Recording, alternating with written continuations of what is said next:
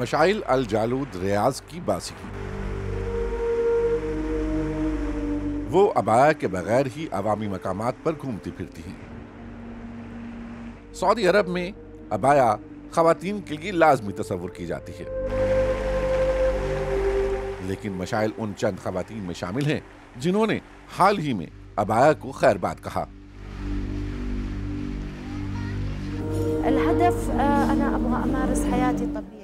میں معمول کی زندگی بسر کرنا چاہتی ہوں۔ کراؤن پرنس محمد سلمان کہہ چکے ہیں کہ خواتین کی مرضی ہے، وہ جو چاہیں وہی لباس زیب تن کریں۔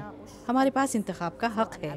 اب میری مرضی کہ میں فیصلہ کروں کہ میں نے کیا پہننا ہے۔ میری مرضی کہ میں عبایا پہنوں یا نہ پہنوں۔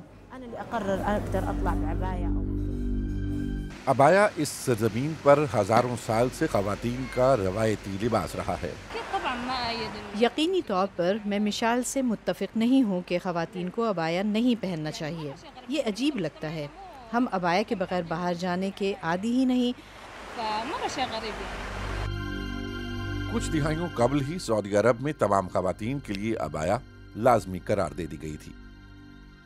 سعودی شہزادہ محمد بن سلمان نے البتہ حال ہی میں اندیا دیا کہ یہ لباس اسلامی نہیں ہے۔ محمد بن سلمان عالمی سطح پر سعودی عرب کی ساکھ بہتر بنانے کی کوشش میں ہیں، اسی لیے وہ کئی ایسے اقدامات لے چکے ہیں جن میں خواتین کے حقوق کا تحفظ کیا گیا ہے۔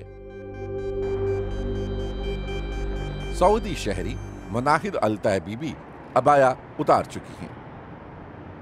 اس 25 سالہ خاتون کا کہنا ہے کہ وہ اپنی زندگی اپنی مرضی سے گزارنا چاہتی ہیں۔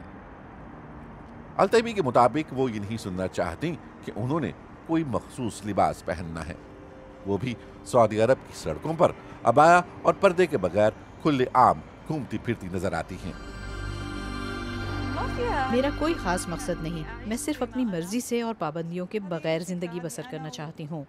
میں نہیں چاہتی کہ کوئی مجھے کہے کہ میں نے کوئی مخصوص لباس پہننا ہے۔ میرا نقطہ نظر صرف یہی ہے۔ کچھ سعودی مرد بھی تبدیلی چاہتے ہیں۔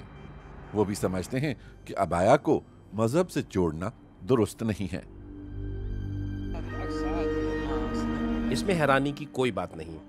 عبایا نہ تو لازمی ہے اور نہ ہی سرکاری۔ یہ لباس حجاب بھی نہیں ہے۔ یہ صرف یہاں کی ایک روایت ہے اور مجھے امید ہے کہ یہ روایت جلد ہی ختم ہو جائے گی۔ مشائل الجالود بھی متفق ہیں کہ عبایا کو مذہب سے نہیں جوڑنا چاہیے۔